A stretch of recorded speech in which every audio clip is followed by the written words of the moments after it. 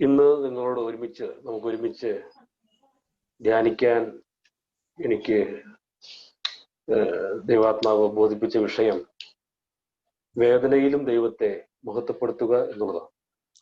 आज आपके साथ थोड़ा समय विचार करने के लिए प्रभु ने मुझे दिया हुआ विषय ये है कि वेदना की परिस्थिति में किस प्रकार परमेश्वर का धन्यवाद कर सकते हैं. Praising God when it pains. जब जीवन में वेदना और संकट आते हैं उस समय परमेश्वर का धन्यवाद करना है. പഴയ നിയമത്തിലും പുതിയ നിയമത്തിലും ദൈവത്തിന്റെ എല്ലാ ഇടപാടുകളിലും നാം ആവർത്തിച്ച് കാണുന്ന ഒരു വിഷയമാണ് ഈ കാര്യം. पुराने नियम में और नया नियम में इस बात को हम बार बार देखते हैं. പഴയ നിയമത്തിൽ ഒരുപാട് ചരിത്ര സംഭവങ്ങൾ നാം ഇതിൽ കാണുന്നുണ്ട്. पुराने नियम के कई प्रकार के इतिहास में इस विषय को देख सकते हैं. ഈ വിഷയത്തിന്റെ ധ്യാനത്തോടുള്ള ബന്ധത്തിൽ 3 കാര്യങ്ങൾ ഒന്ന് പറഞ്ഞു പോകണമെന്നാണ് ഞാൻ ആഗ്രഹിക്കുന്നത്. इस विषय के संबंध में 3 बातें आपके सामने रखना चाहता हूं. ആദ്യമായി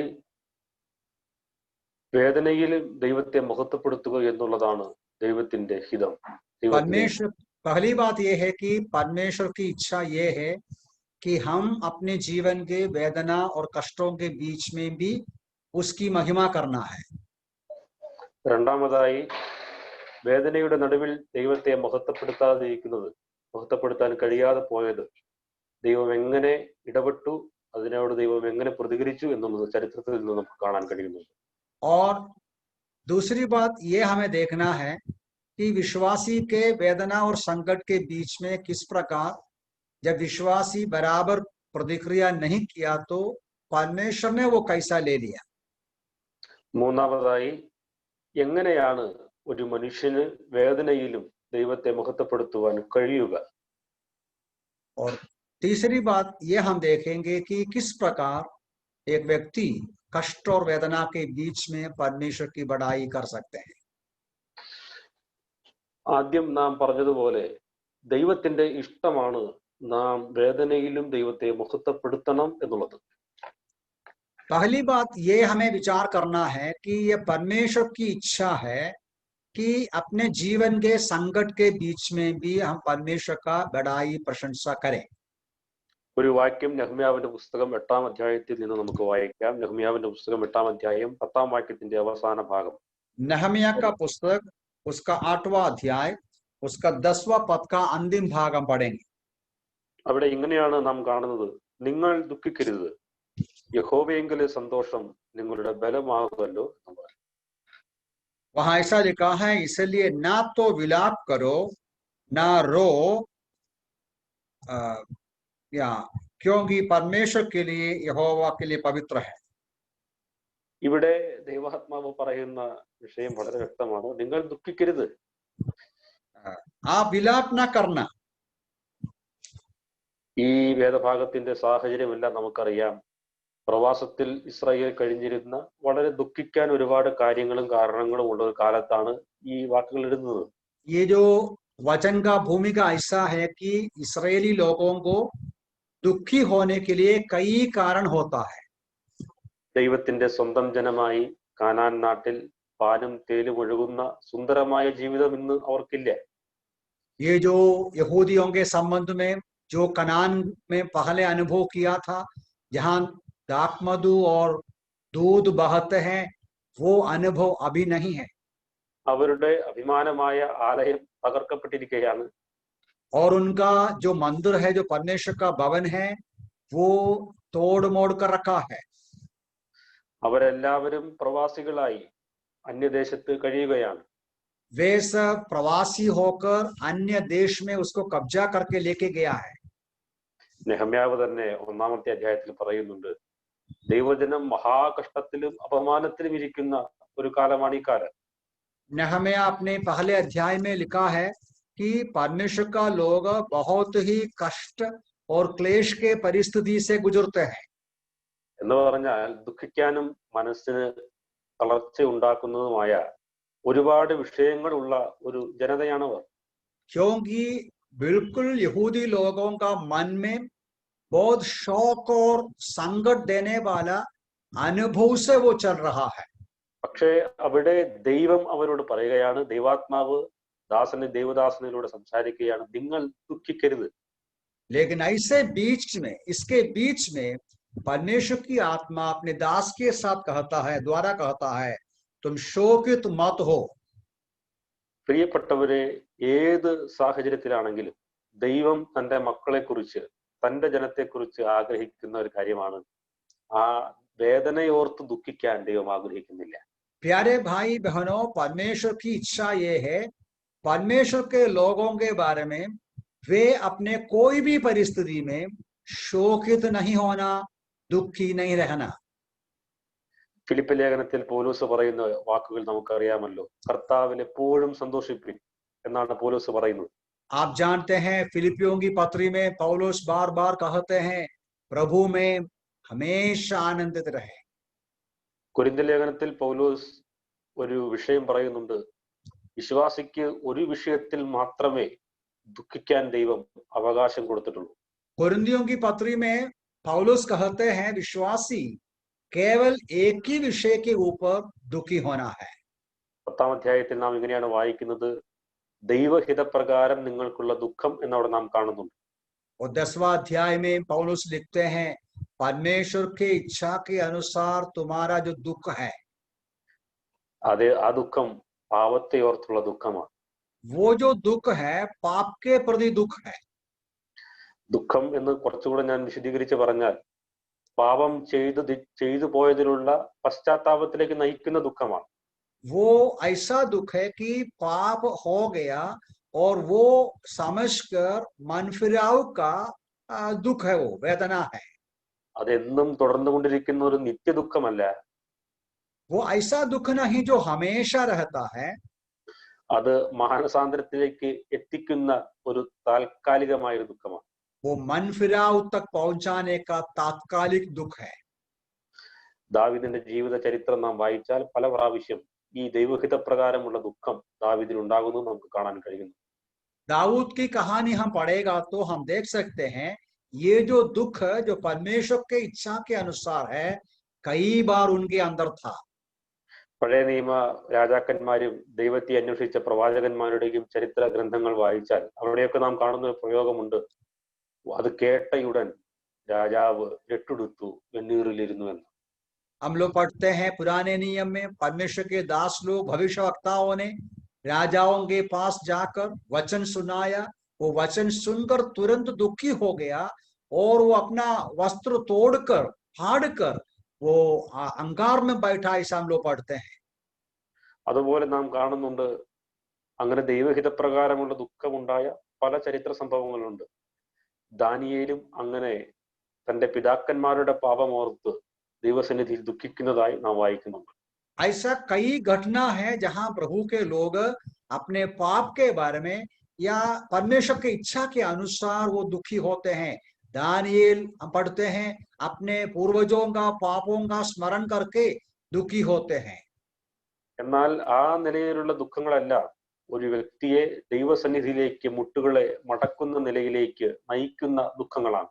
लेकिन वो जो दुख ऐसा दुख है, एक विश्वासी को परमेश्वर की ओर ले जाते हैं, उसका घुटना प्रभु के सामने टेकने का मौका हो जाता है। ഇങ്ങനെ ഈ താൽക്കാലികമായ ഈ ദുഃഖം ഒഴികെ വിശ്വാസിക്ക് മറ്റൊരു സാഹചര്യത്തിലും ദുഃഖിച്ചിരിക്കാൻ ദൈവം ആഗ്രഹിക്കുന്നില്ല. ऐसा दुख के अलावा और कौन सा भी परिस्थिति में परमेश्वर का लोग दुखी नहीं रहना है। ഇവിടെ പറയുന്ന വാക്യം, നെഹമ്യാവിലെ വാക്യം ഞാൻ ഒന്നുകൂടെ ഉച്ചരിക്കട്ടെ, നിങ്ങൾ ദുഃഖിക്കരുത്, യഹോവയെങ്കിലെ സന്തോഷം നിങ്ങളുടെ ബലം ആകുന്നുവല്ലോ. नहम्याह इस प्रकार कहते हैं, उसका 8 का 10 का अंतिम भाग में, शोकित मत हो क्योंकि यहोवा में आनंदित रहना ही तुम्हारा सामर्थ है। തെസ്സലോനിക്ക ലേഖനം 5-ാം അധ്യായത്തിന്റെ 14-ാമത്തെ വാക്യവും ഇതേ ആശയം തന്നെ പുതിയ നിയമ വിശ്വാസികളോടും പറയുന്ന വാക്യങ്ങളാണ്. पहली तस्सलोनी उसका 5वां अध्याय, which verse? 16-ാമത്തെ വാക്യം. पहली तस्सलोनी 5वां अध्याय 16 से लेके पदों में इसी प्रकार का वचन हम पढ़ सकते हैं। എപ്പോഴും സന്തോഷിക്കുവിൻ, ഇടപെടാതെ പ്രാർത്ഥിക്കുവിൻ, എല്ലാറ്റിനും വേണ്ടി സ്തോത്രം ചെയ്യുവിൻ. ഇതല്ലോ നിങ്ങളെക്കുറിച്ച് ക്രിസ്തുയേശുവിൽ ദൈവ ഇഷ്ടം. सर्वदा आनंदित रहो, निरंतर प्रार्थना करो, प्रत्येक परिस्थिति में धन्यवाद दो, क्योंकि मसीह यीशु में तुम्हारे लिए परमेश्वर की ही इच्छा है. ഇവിടെ നാം ആദ്യം പറഞ്ഞ ആശയം ദൈവാത്മാവ് വളരെ വ്യക്തമായുള്ള നിലയിൽ എഴുതി തന്നിരിക്കുകയാണ്. ദൈവത്തിന് നമ്മെക്കുറിച്ചുള്ള ഇഷ്ടം എന്നുള്ളത് എപ്പോഴും സന്തോഷിക്കുവിൻ എന്നുള്ളതാണ്. यहाँ बहुत ही साफ तरीके से पवित्र आत्मा हमें ये सिखाते हैं कि परमेश्वर की इच्छा है कि हम हमेशा खुश रहें, आनंदित रहें. എപ്പോഴും സന്തോഷിക്കുക, ദൈവം ആഗ്രഹിക്കുന്നത് അതാണ്. हमेशा निरंतर आनंदित हो. രണ്ടാമത് നാം ചിന്തിക്കുന്നത്, ഇങ്ങനെ സന്തോഷിക്കാതിരുന്ന ഘട്ടങ്ങളിൽ ദൈവം എങ്ങനെയാണ് ഇടപെട്ടിട്ടുള്ളത് എന്നാണ്. और दूसरी बात हमें यह देखना है कि इस प्रकार सर्वदा जब आनंदित नहीं रहा तो परमेश्वर ने अपने लोगों के साथ कैसा व्यवहार किया. ഇതിന് ഏറ്റവും വളരെ ഉദാഹരണമായി നമുക്ക് കാണാൻ കഴിയുന്നത് ഇസ്രായേലിനോടുള്ള ദൈവത്തിന്റെ ഇടപാടുകളാണ്. इसके लिए बहुत ही उत्तम उदाहरण परमेश्वर का जो व्यवहार है इसराइलियों से. ഇസ്രായേൽ മിസ്രൈമിൽ നിന്ന് ദൈവം വിടുവിച്ച് അവരെ ചെങ്കടൽ കടത്തി കനാനിലൂടെ അവരെ മരുഭൂമിയിലൂടെ നടത്തി കനാനിലേക്ക് എത്തിക്കുന്ന ചരിത്രമാണല്ലോ നാം പുറപ്പാട് പുസ്തകത്തിലും ആദ്യത്തെ 5 ഗ്രന്ഥങ്ങളിലായി നാം കാണുന്നു. निर्गमन की पुस्तक में और पहले का जो 5 पुस्तक में ये कहानी पढ़ते हैं किस रीति से परमेश्वर ने इसराइलियों को मिस्र देश में से छुड़ा के इसराइल में कनान में लेके आते हैं. കുരിന്ത്യർ ലേഖനം 10-ാം അധ്യായത്തിൽ പറയുന്നുണ്ട്, ഇസ്രായേല് നമുക്കൊരു ദൃഷ്ടാന്തമാണ്, ഉദാഹരണമാണ്. पहली कुरिन्ती 10 में हम लोग पढ़ते हैं कि इसराइल हमारे लिए एक सबक है, दृष्टांत है कहते हैं. അവിടെ പൗലോസ് എഴുതി വെക്കുന്ന ചില കാര്യങ്ങളുണ്ട്. ഇസ്രായേൽ മിസ്രൈമിൽ നിന്ന് രക്ഷപ്പെട്ടതുപോലെ നാമും പിശാചിന്റെ അടിമത്തത്തിൽ നിന്ന് രക്ഷിക്കപ്പെട്ടവരാണ്. वहां पौलुस कहते हैं जैसा इसराइली लोग मिस्र देश का बंधन से छूट गया वैसा हमें शैतान के बंधन से छुड़ाया गया. അവിടെ പിന്നെ പൗലോസ് പറയുന്നു, അവർ ചെങ്കടലിലൂടെ കടന്ന് സ്നാനമേറ്റു എന്ന് പറയുന്നുണ്ട്. और उसके बाद पढ़ते हैं कि वो लाल समुद्र से होकर बपतिस्मा लिया. അവരുടെ മരുഭൂമിയിലൂടെയുള്ള യാത്രയും കനാനിലെ പടയോട്ടങ്ങളും എല്ലാം പുതിയ നിയമ വിശ്വാസികൾക്ക് ഒരു ഉത്തമമായ ദൃഷ്ടാന്തമാണ്. इसराइलियों का मरुभूमि का सफर और जिस प्रकार वो कनान में आकर लड़ाई लड़ा और कब्जा किया जमीन, ये सारी बातों से हमें सबक मिलते हैं. അവിടെ പല പ്രാവശ്യവും ഇസ്രായേൽ ദുഃഖിക്കുന്ന നിമിഷങ്ങൾ നാം കാണുന്നുണ്ട്. वहां कई बार देखते हैं इसराइली लोग दुखी हो जाते हैं. അവരുടെ യാത്ര അത്ര എളുപ്പമൊന്നായിരുന്നില്ല, വളരെ പ്രയാസങ്ങളുള്ള യാത്രയായിരുന്നു ആ യാത്ര. क्योंकि इसराइलियों का सफर बहुत जल्दी में आसानी से नहीं हुआ. നാം മിസ്രൈമിൽ നിന്നുള്ള അവരുടെ പുറപ്പാട് കഴിഞ്ഞിട്ട് അവർ ചെങ്കടലിന്റെ അടുക്കൽ നിൽക്കുന്ന ഒരു രംഗം നാം കാണുന്നുണ്ട്. हम लोग देखते हैं निर्गमन का पुस्तक में जब वो मिस्र देश में से निकल गया और लाल समुद्र के पास आकर खड़ा हो गया. അവിടെ മാനുഷികമായി നാം ചിന്തിച്ചാൽ വളരെ ബുദ്ധിമുട്ടുള്ളൊരു അവസരമാണ് അവസരം. हम इंसान के रूप में सोचेगा तो बहुत ही संकट का एक परिस्थिति बन गया. മുൻപിൽ ചെങ്കടൽ ആർത്തലച്ചൊഴുകുന്നു, പിന്നിൽ ഫറവോന്റെ സൈന്യം കടന്നു വരുന്നു, ഇങ്ങോട്ട് പോകും. आगे लाल समुद्र बह रहा है और पीछे फेरो का सेना है, कहां बचेगा. അവിടെ ഇസ്രായേൽ മക്കൾ ചോദിക്കുന്ന ഒരു ചോദ്യമുണ്ട്, മിസ്രൈമിൽ ശവക്കുഴി ഇല്ലാഞ്ഞിട്ടാണോ നീ ഞങ്ങളെ ഈ ചെങ്കടലിൽ കൊണ്ടുവന്നത്? उस समय इसराइली लोग मूसा से सवाल करते हैं, क्या मिस्र देश में हमें दफन करने का जगह नहीं था कि तुम हमको ये लेकर यहाँ आया. അവർ മുമ്പിൽ കാണുന്നത് വലിയൊരു ശവക്കുഴിയായിട്ടാണ് ചെങ്കടലിനെ അവർ കാണുന്നത്. क्योंकि वे उनके विचार में लाल समुद्र को बहुत बड़ा खबर के रूप में देखता है. പക്ഷേ ഇങ്ങനെയുള്ള സംസാരം അവരിലൂടെ വരുമ്പോൾ ദൈവം അവരോട് പറഞ്ഞത് നാം അവിടെ ആ അധ്യായത്തിൽ വായിക്കുന്നുണ്ട്. മോശയോട് പറയുന്നുണ്ട്, നിങ്ങൾ മിണ്ടാതിരിക്കുക എന്നാണ് മോശ പറയുന്നത്. जब उस प्रकार यहूदी लोग बातें करना शुरू किया तो वहां मूसा उनसे बोला, तुम चुपचाप रहो, कुछ नहीं बोलना। മിണ്ടാതിരിക്കുക എന്ന വളരെ ശക്തമായ ഒരു താക്കീതാണ് മോശയിലൂടെ ദൈവം അവർക്ക് കൊടുക്കുന്നത്. वहां परमेश्वर ने मूसा के रूप द्वारा उनको डांटते हैं, बोलते हैं तुम चुप रहो, कुछ नहीं बोलना। പ്രിയപ്പെട്ടവരെ, ജീവിത പരിതസ്ഥിതികളിൽ വേദനിച്ച് കഴിയുമ്പോൾ, പെറുപെറുപ്പിന്റെ വാക്കുകൾ വരുമ്പോൾ, ഇതാണോ ദൈവമേ എന്ന് നാം ചോദിക്കുന്ന വാക്കുകളാണ് നമ്മുടെ വായിൽ നിന്ന് വരുന്നതെങ്കിൽ നമ്മോടുള്ള ദൈവത്തിന്റെ വാക്കുകൾ ഇത് തന്നെയായിരിക്കും, നിങ്ങൾ മിണ്ടാതിരിക്കുക. प्यारो, हमारे जीवन में भी जब कठिनाई आते हैं, कष्ट और क्लेश आते हैं, उस समय हम ऐसा पूछेगा क्या यही हमारे लिए रखा है? निराश और कुटकुटाने की बात करेगा तो परमेश्वर ऐसे ही मेरे हमसे बात करेगा. അവരുടെ ചെങ്കടലിൽ അവർ ഒരു വലിയ അസാധാരണമായുള്ള ഒരു രക്ഷപ്പെടലാണ് കണ്ടത്. എന്നാൽ ആ ചെങ്കടലിന് ശേഷം വന്ന മരുഭൂമിയിലും ഓരോ ചെറിയ കാര്യങ്ങളിലും ദൈവത്തെ പരീക്ഷിച്ച, ദൈവത്തെ സംശയിച്ച ഒരുപാട് പേർ അവിടെ ഉണ്ടായിരുന്നു. और आगे जाते समय आप देख सकते हैं परमेश्वर ने अद्भुत तरीके से लाल समुद्र पार करने को उसको मदद किया, लेकिन मरुभूमि में पहुंचने के बाद में भी उनके जीवन में कष्ट आया, क्लेश आया. ചില സ്ഥലങ്ങളിൽ അവർക്ക് വെള്ളമില്ലാതെയായി, कई बार उसको पानी नहीं मिला, ചില സ്ഥലങ്ങളിൽ കിട്ടിയ വെള്ളത്തിന് വല്ലാത്ത കയ്പ്, और कुछ जगह में पानी मिला लेकिन वो कड़वा पानी था, ചില സമയങ്ങളിൽ ഇറച്ചി കിട്ടാത്തതിന്റെ വിഷമം, और कभी कभी उसको विचार आया कि मटन नहीं मिलता है. ഇങ്ങനെ ഒരുപാട് ആവശ്യങ്ങളും ആഗ്രഹങ്ങളും അത് നടക്കാതെ പോയതിന്റെ വിഷമങ്ങളും അവരുടെ ജീവിതത്തിൽ ഉണ്ടായിരുന്നു. और इस प्रकार उनके अंदर बहुत ही दुख आया जो उसके जीवन में पूरा नहीं हुआ, आशाएं आशंकाएं. പക്ഷേ ദൈവത്തിന് അതൊക്കെ വല്ലാത്ത വെറുപ്പായിട്ടാണ് നാം കാണുന്നത്. लेकिन हम देखते हैं कि परमेश्वर ऐसी बातें पसंद नहीं किया. ദൈവം അത് എത്രമാത്രം വെറുത്തിരുന്നു നാം എന്ന് അവിടെ കാണുന്നുണ്ട്. हम देखते हैं कि परमेश्वर ने वो कितना नफरत किया. അവിടെ ഈ മനസ്സിന്റെ ദുഃഖം വർദ്ധിച്ച് പെറുവെറുപ്പിലേക്ക് എത്തുന്ന ഒരു ഘട്ടം നാം കാണുന്നുണ്ട്. हम लोग देखते हैं इस्राएलियों के मन के अंदर वो दुख बढ़ जाते हैं, और बढ़ने के वजह से वो मरमर करते हैं, कुटकुड़ाते हैं. എന്ന് പറഞ്ഞാൽ ഇങ്ങനെ പറഞ്ഞുകൊണ്ടിരിക്കുക. कुटकुड़ाना मतलब बड़बड़ करना है.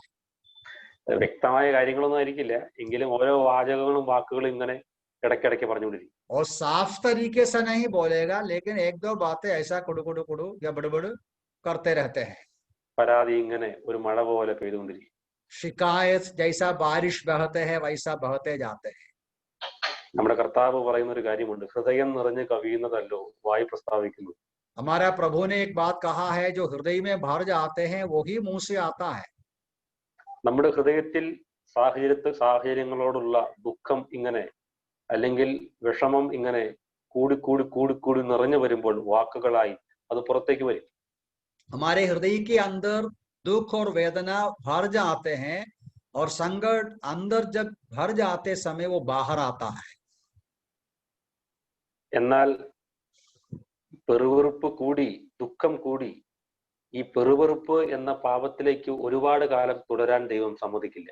लेकिन परमेश्वर अनुमति नहीं देगा हमारे अंदर कुटकुटाते हुए या शिकायत रखते हुए ज्यादा दिन रहने को नहीं देगा. നാം ദൈവത്തിന്റെ ഇടപാടുകളാണ് ചിന്തിക്കുന്നത്. ആദ്യം ദൈവം പറയും നിങ്ങൾ മിണ്ടാതിരിക്കുകയെന്ന്.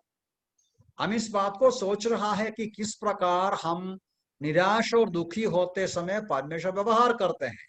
शुरू में बोलेगा तुम चुप रहे, പക്ഷേ എപ്പോഴും ദൈവം മിണ്ടാതിരിക്കുക എന്ന് മാത്രമല്ല പറയുക. लेकिन परमेश्वर ऐसा हमेशा तुम चुपचाप रहो, खामोश रहो, ऐसा बोलते नहीं रहेगा.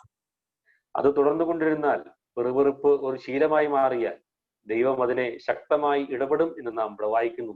लेकिन हम इस्राएलियों की कहानी से सीखते हैं, यदि हम निरंतर कुड़कुड़ाते रहेगा तो परमेश्वर उसके खिलाफ काम करेगा, कार्रवाई करेगा.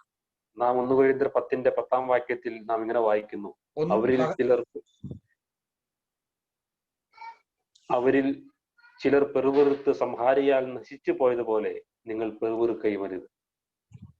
यहाँ पहली कुरिन्ती 10वां अध्याय में ऐसा पढ़ते हैं, उसमें से कुछ लोग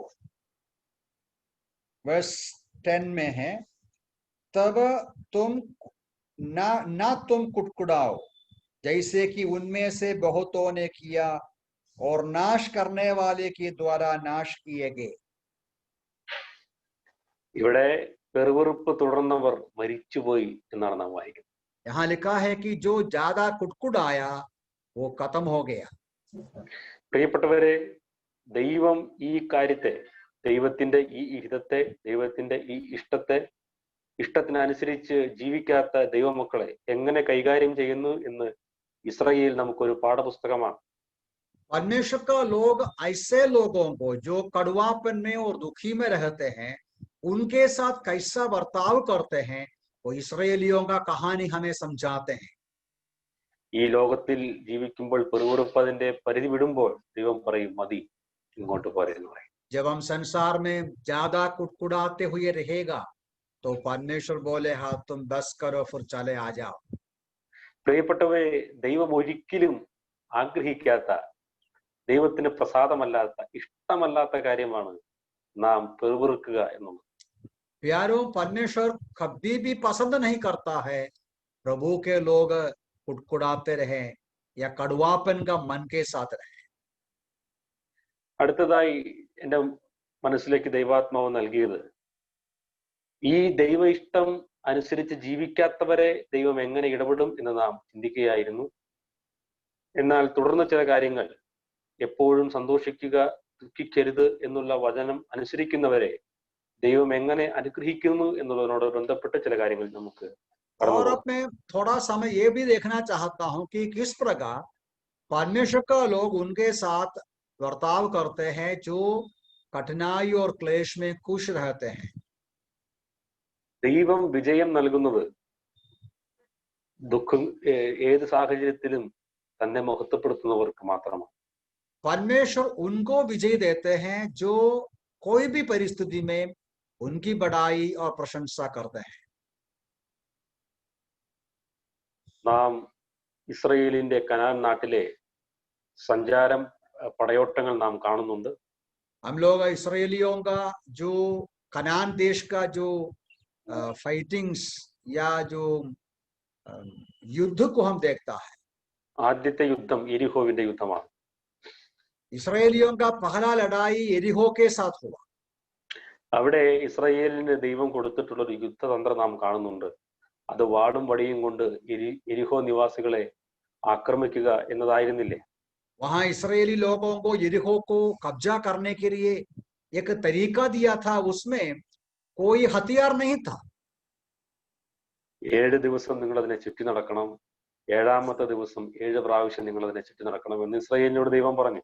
7 दिन वो जो दीवार के चारों तरफ चलना, 7वां दिन 7 बार चलना।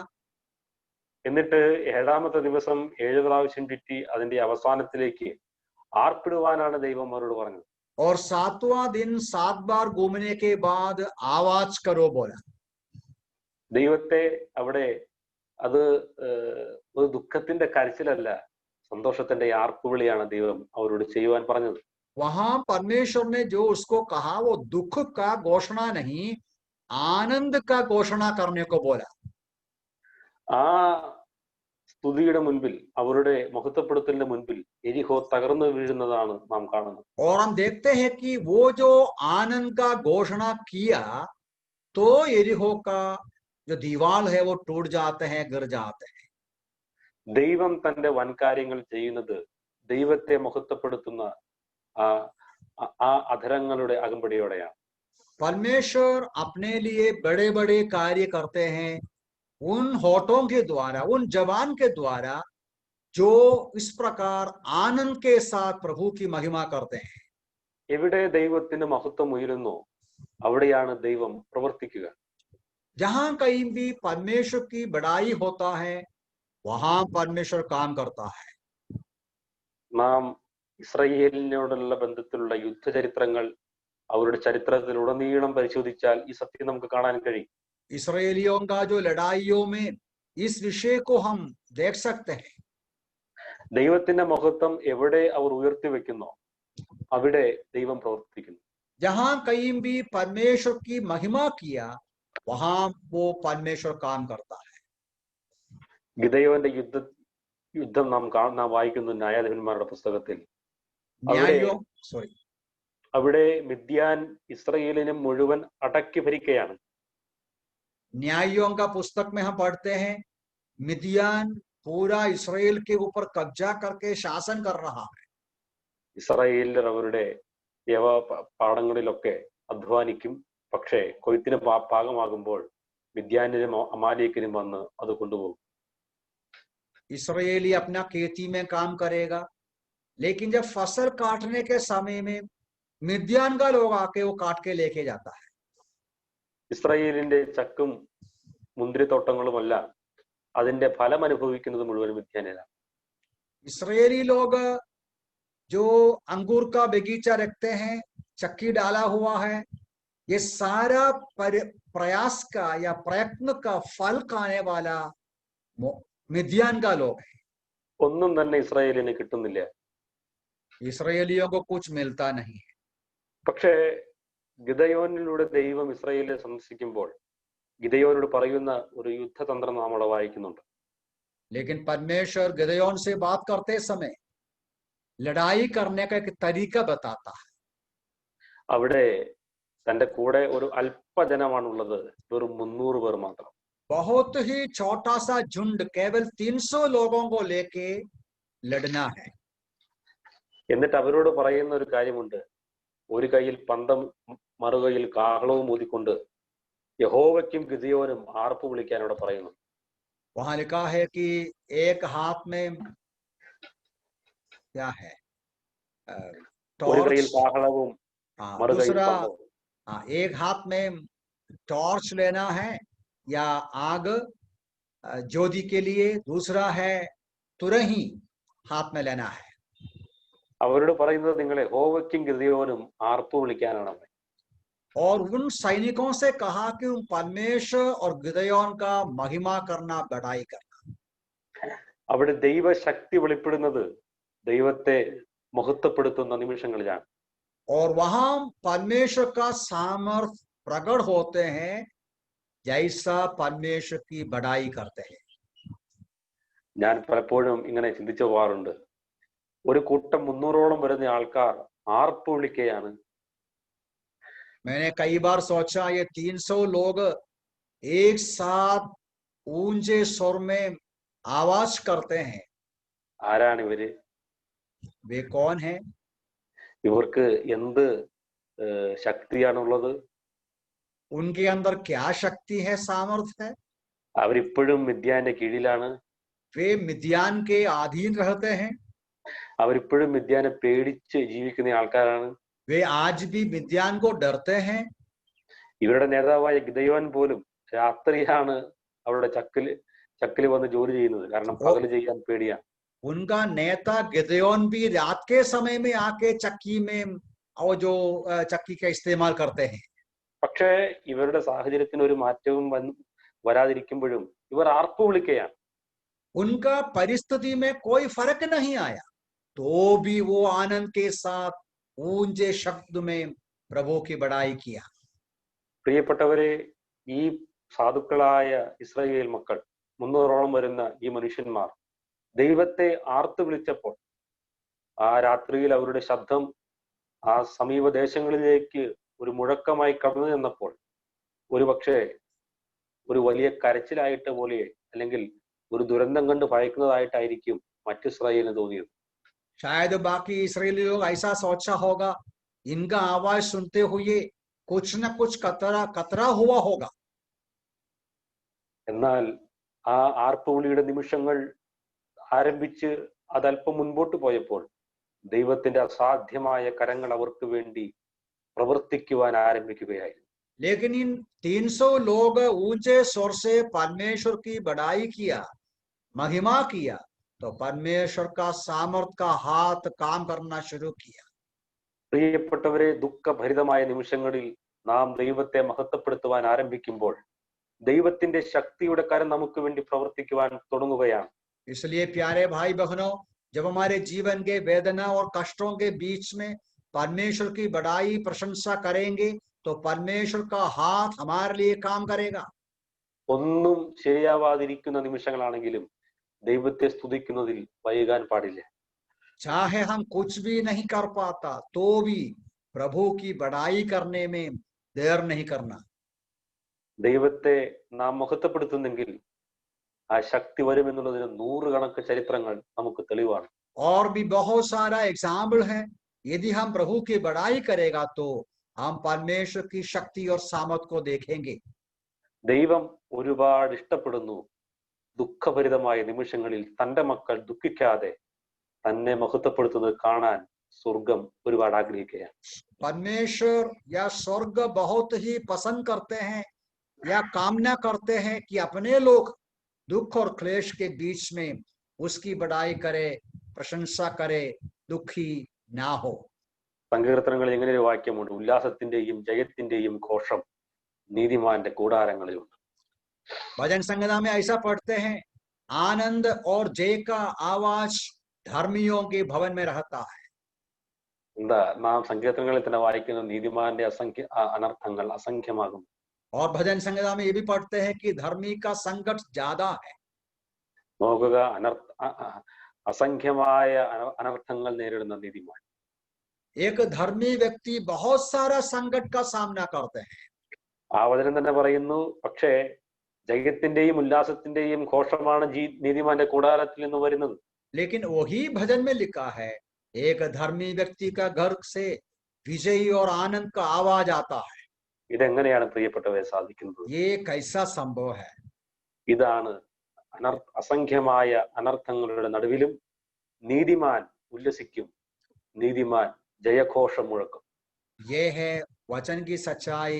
एक सच्चा धर्मी व्यक्ति कठिन वेदनाओं के बीच में भी आनंद के साथ परमेश्वर की बड़ाई करते हैं।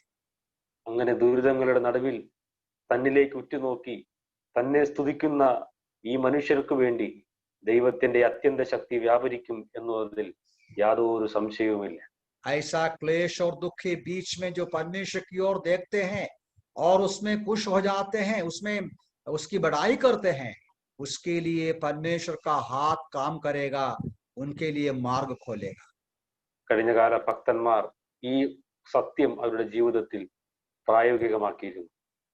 जो पुराने जमाने के संत लोग ये जो अनुभव उनके जीवन में व्यवहारिक जीवन में लाया था।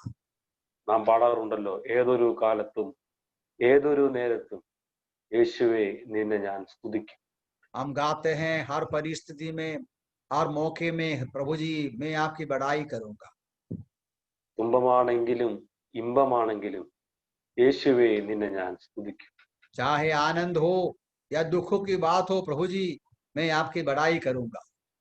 പ്രിയപ്പെട്ടവരെ, ഒരിക്കലും നമ്മുടെ വായിൽ നിന്ന് ദുഃഖത്തിന്റെ വാക്കുകൾ വരാതിരിക്കട്ടെ. दुख के बीच में कड़वापन का, वेदना का, निराशा का शब्द हमारे मुंह से कभी ना आए। ദുഃഖം പെരുകി പെറുപെറുപ്പായി ഒരിക്കലും പുറത്തേക്ക് വരാതിരിക്കട്ടെ. कभी भी हमारे अंदर दुख बढ़कर कुड़कुड़ाने का मौका ना हो।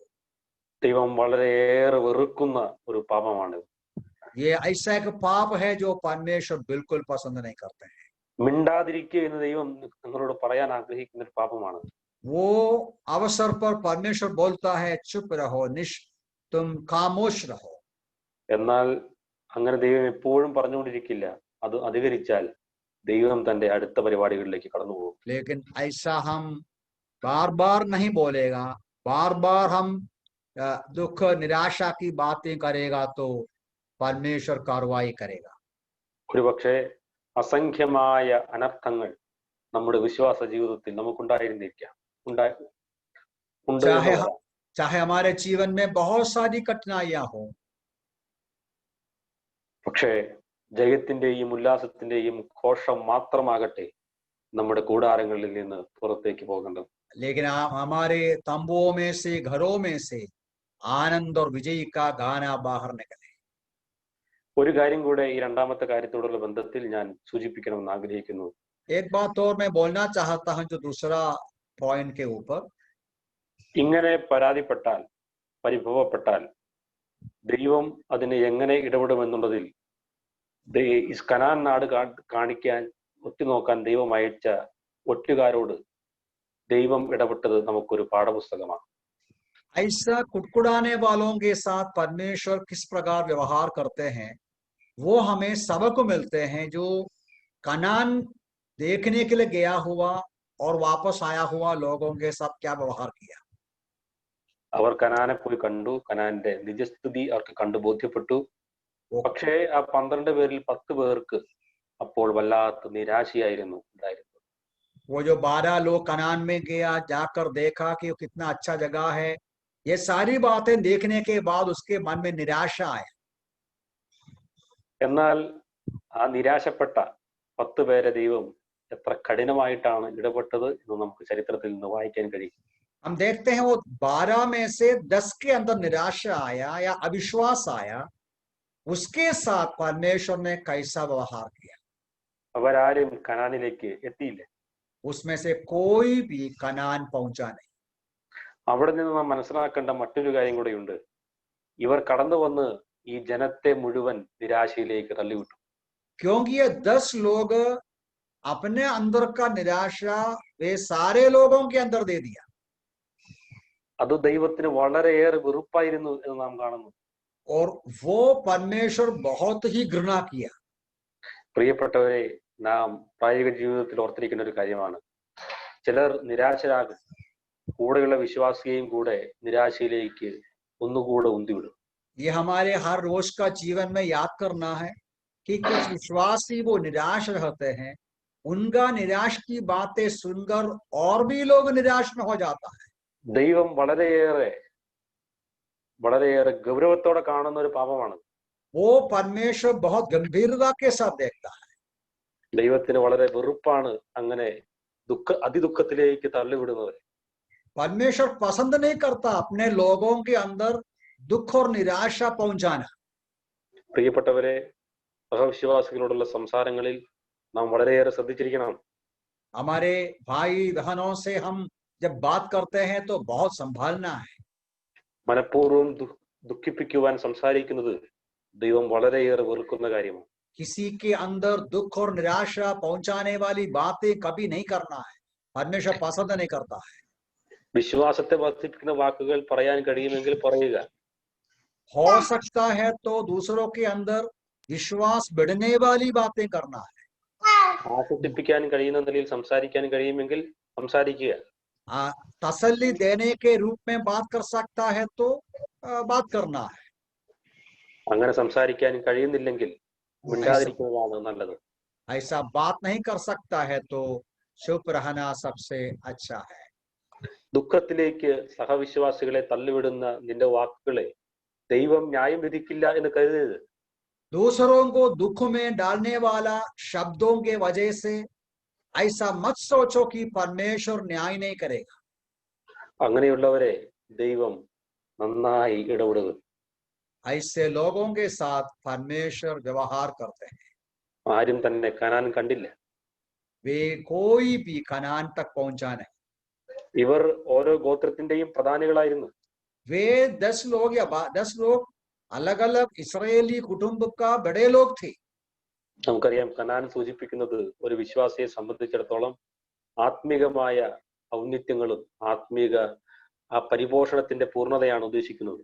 कनान दर्शाते हैं आत्मिक जीवन का ऊंचे स्थान का जीवन.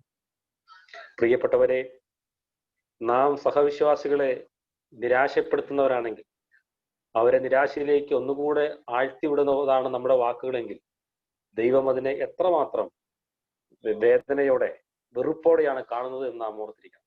यहाँ से हम समझ सकते हैं कि हमारा मन शब्द दूसरों को और निराशा में दुख में पहुंचाता है तो परमेश्वर कितना वो पसंद नहीं करता है. നാം സംസാരിക്കാൻ മാത്രമല്ല, പ്രവർത്തിക്കാൻ കൂടെ പാടില്ല. हम बात भी नहीं करना, व्यवहार भी नहीं करना. നാം കർത്താവിന്റെ ഒരു വാക്കുകൾ ഈ സമയത്ത് ഓർത്തിരിക്കേണ്ടതായിട്ടുണ്ട്. സഹോദരന് ഇടർച്ച വരുത്തുന്നവന് അവന്റെ കഴുത്തിൽ ഒരു കല്ല് കെട്ടി സമുദ്രത്തിൽ എറിയുന്നത് അവന് നല്ലത് എന്നാണ് കർത്താവ് പറഞ്ഞത്. यीशु मसीह ने एक बार बोला, भाई को ठोकर खाना उससे अच्छा है कि उनका जो गले में एक पत्थर बांधकर समुद्र की गहराई में डाल देना। പ്രിയപ്പെട്ടവരെ, കൂട്ടു സഹോദരനെ സഹവിശ്വാസിയെ വേദനിപ്പിക്കുന്നത് ദൈവം എത്രമാത്രം അവൻ വേദനിച്ചിരിക്കുവാൻ ഇരിക്കുന്ന നിമിഷം അവൻ ദൈവഹിതത്തിൽ നിന്ന് പുറത്തു പോവുകയാണ്. ഞാൻ പറയുന്നത് പാപത്തെക്കുറിച്ചുള്ള വേദനയല്ല, അവന്റെ സ്ഥിതിയെ ഓർത്തുള്ള വേദന. അത് വരുന്നത് ഒരിക്കലും ദൈവം ആഗ്രഹിക്കുന്ന കാര്യമല്ല.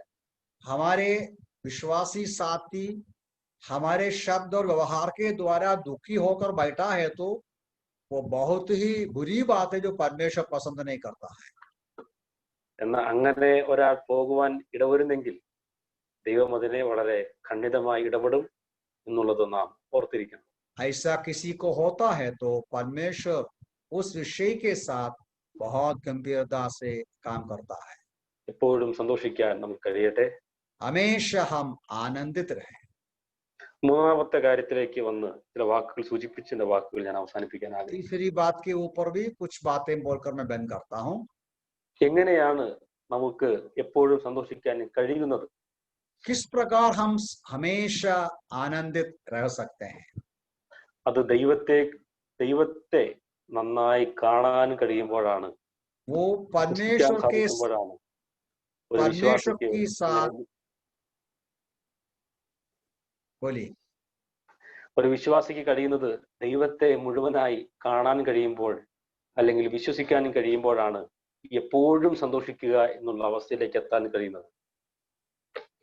हमेशा निरंतर आनंदित तब रह सकते हैं जब एक विश्वासी परमेश्वर को बराबर देख सकते हैं, उनको सुन सकते हैं और उस पर विश्वास कर सकते हैं. മുഴുവൻ ദൈവത്തിന്റെ കയ്യിലാണ്. सब कुछ परमेश्वर के हाथों में है. ഏറ്റവും ചെറിയ കാര്യങ്ങൾ മുതൽ ഏറ്റവും വലിയ കാര്യങ്ങൾ വരെ ഈ പ്രപഞ്ചം മുഴുവൻ തന്നെ അവന്റെ ഹിതത്തിനൊത്തവണ്ണം നീങ്ങുന്നു. सबसे छोटा और सबसे बड़ा सब कुछ परमेश्वर के इच्छानुसार घूमते हैं. നാം സങ്കീർത്തനങ്ങൾ 139 ഇങ്ങനെ വായിക്കുന്നുണ്ട്, നീ മുമ്പും പിമ്പും എന്നെ അടച്ച് നിന്റെ കൈ എന്റെ മേൽ വെച്ചിരിക്കുന്നു. हम 139वां भजन में ऐसा पढ़ते हैं, तुम आगे और पीछे मुझे बंद करके रखा है. ദൈവം നമ്മളെ മുഴുവനും പൊതിഞ്ഞു നിൽക്കുകയാണ്. परमेश्वर हमको लपेट कर खड़ा है. നാം അവൻ നമ്മിലുണ്ട് എന്ന് മാത്രമല്ല, നാം അവനിലാണ്. इतना नहीं है कि परमेश्वर हमारे अंदर है, हम उसी में हैं. ഒരു കോഴി തന്റെ കുഞ്ഞുങ്ങളെ ചിറകിൻ കീഴിൽ സൂക്ഷിക്കുന്ന പോലെ ഞാൻ നിങ്ങളെ കരുതുന്നു എന്നുള്ള ആശയം നാം ബൈബിളിൽ വായിക്കുന്നുണ്ട്. हम पवित्र शास्त्र बाइबल से पढ़ते हैं, जैसा मुर्गी अपने बच्चों को संभालते हैं वैसा परमेश्वर हमें संभालते हैं. ഒരു ചെറിയ ചാറ്റൽ മഴ പെയ്യുമ്പോൾ ചെറിയ കോഴി കുഞ്ഞുങ്ങൾ ഓടി ആ ചിറകിന്റെ അകത്തേക്ക് കയറും. छोटा सा बारिश होता है, उस समय छोटा सा जो मुर्गी के बच्चे होता है वो मुर्गी के नीचे शरण लेता है. അവിടെ ആ കുഞ്ഞിനെ പൊതിഞ്ഞു നിൽക്കുകയാണ് അതിന്റെ അമ്മ.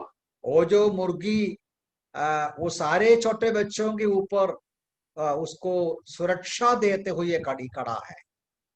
പ്രിയപ്പെട്ടവരെ, ഒരു ചെറിയ സൃഷ്ടിയായ ഈ പക്ഷിക്ക് തന്റെ കുഞ്ഞുങ്ങളെ അങ്ങനെ പൊതിഞ്ഞു നിൽക്കാൻ കഴിയുമെങ്കിൽ ഇതിന്റെ എല്ലാം സൃഷ്ടാവായ പ്രപഞ്ചത്തിന്റെ ഉടയവനായ ദൈവത്തിന് അവൻ നമ്മെ മുഴുവനും പൊതിഞ്ഞു നിൽക്കുകയാണ്.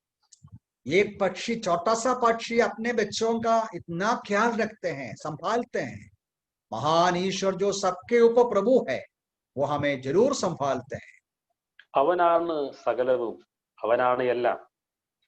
वो सब कुछ है.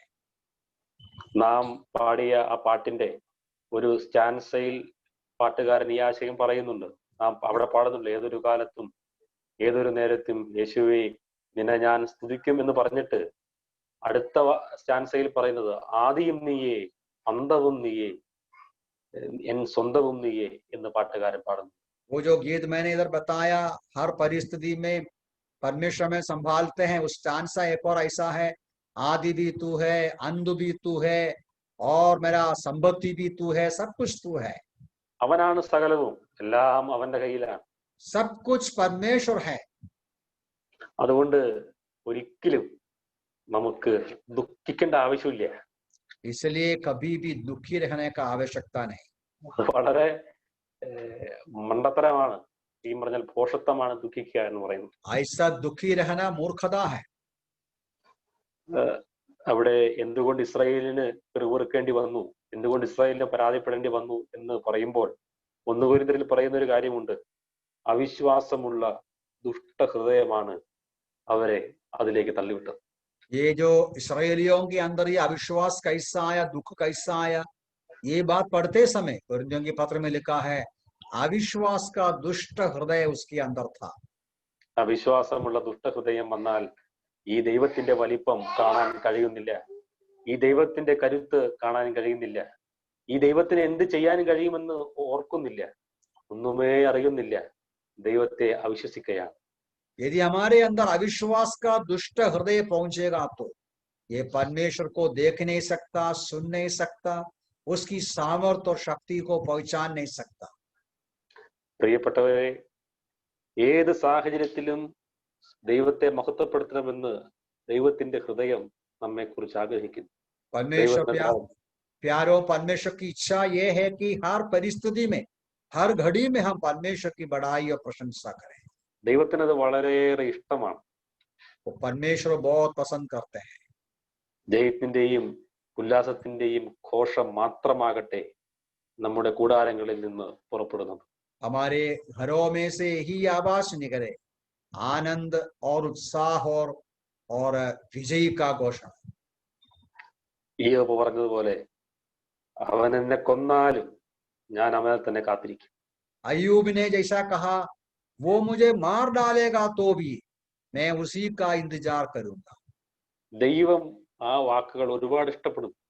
परमेश्वर ऐसा शब्द बहुत पसंद करते हैं।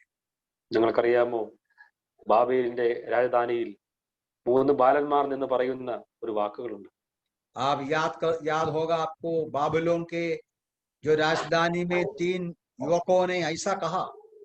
അവർ പറയുന്ന വാചകം ഇങ്ങനെയാണ്: ഞങ്ങളുടെ ദൈവം ഞങ്ങളെ രക്ഷിക്കും, ഇനിയല്ല ഈ എരിയുന്ന തീയിൽ നിന്ന് ഞങ്ങളെ രക്ഷിച്ചില്ലെങ്കിലും ഞങ്ങൾ രാജാവിന്റെ ബിംബത്തെ നമസ്കരിക്കില്ല. वो बोला कि हमारा परमेश्वर हमारी रक्षा करेंगे, यदि नहीं करेगा तो भी, आग में हम रहेगा तो भी हम राजा का मूर्ति का पूजा नहीं करेगा। ഇസ്രായേലിൽ ഒരു ദൈവമുണ്ടെന്നും ആ ദൈവം ഇങ്ങനെ കൂടെ നിൽക്കാൻ, ഇങ്ങനെ സേവിക്കാൻ യോഗ്യനാണെന്നും ആ അന്യദേശത്ത്, ആ രാജധാനിയിൽ ഈ ബാലന്മാർ വിളിച്ചു പറയുകയാണ്. वो जो अन्य देश में इन बालकों ने घोषणा किया, इस्राएलियों का परमेश्वर जीवित परमेश्वर है और बचाने वाला परमेश्वर है। ഞങ്ങളുടെ ദൈവം വിടുവിക്കാൻ കരുത്തനാണെന്ന് അവർ വിളിച്ചു പറയുകയാണ്, പ്രഖ്യാപിക്കുകയാണ്. वे घोषणा किया कि हमारा परमेश्वर छुड़ाने वाला परमेश्वर है। എന്നാൽ ഈ ദൈവത്തെ മഹത്വപ്പെടുത്തിയ, ദൈവത്തെ ഉയർത്തി പറഞ്ഞ ഈ നാവുകൾ തീയിൽ കിടന്ന് വെന്തുപോകുവാൻ ദൈവം അനുവദിച്ചില്ല. लेकिन इसलिए परमेश्वर ने ये अनुमति नहीं दिया, अवसर नहीं दिया, इस प्रकार घोषणा किया हुआ वो जो जवान आग में जल जाए। സ്വർഗത്തിൽ നിന്ന് അവിടെ ഇറങ്ങി വന്ന് തീയിൽ അവരോടൊപ്പം 4-മനായി നടന്ന് തീയുടെ മണം പോലും ഏശാതെ ദൈവം അവരെ സംരക്ഷിക്കുന്ന അത്ഭുതമാണ് പിന്നെ സംഭവിച്ചത്. स्वर्ग से उतर के आया और ये आग में उसके साथ रहकर उनको आग में से बचाया। യഹോവയ്ക്ക് വേണ്ടി ഗിദെയോന്റെ കൂടെ ആർപ്പെട്ട 300 പേരെ പോലെ നമുക്ക് ആർപ്പെടുവാൻ കഴിയട്ടെ. ये यहोवा परमेश्वर की महिमा करते हुए गिदयोन का 300 लोगों ने जैसा किया वैसा हम घोषणा करें, उसकी बढ़ाई करें। യെരിഹോവിന്റെ ചുറ്റും നടന്ന് ആ വൻമതിലിന്റെ മുൻപിലൂടെ ദൈവത്തെ മഹത്വപ്പെടുത്തി ഇസ്രായേലിനെ പോലെ നമുക്കും ദൈവത്തെ സ്തുതിക്കുവാൻ ദൈവം ശക്തി തരട്ടെ. यरीहो के चारों तरफ घूमते हुए परमेश्वर की बढ़ाई किया हुआ उन इस्राएलियों के समान हम उसकी घोषणा करें, उसकी बढ़ाई करें। നമ്മുടെ വിശ്വാസ കണ്ണുകൾ തുറക്കട്ടെ, ഈ ശക്തനായ ദൈവത്തെ കാണുവാൻ നമുക്ക് കഴിയട്ടെ. हमारी आत्मिक आंखें खुल जाएं और इस महान प्रभु को हम देख पाए। ഏതൊരു കാലത്തും ഏതൊരു നേരത്തും യേശുവേ നിന്നെ ഞാൻ സ്തുതിക്കും, ഇമ്പമാണെങ്കിലും തുമ്പമാണെങ്കിലും യേശുവേ നിന്നെ ഞാൻ സ്തുതിക്കും. हर परिस्थिति में, हर अवसर पर जो भी होता है उस समय मैं आपका धन्यवाद करूंगा, प्रशंसा करूंगा। ദൈവത്തിന്റെ നാമം ഇന്നും എന്നേക്കും മഹത്വപ്പെടുമാറാകട്ടെ. प्रभु के नाम की बड़ाई हो।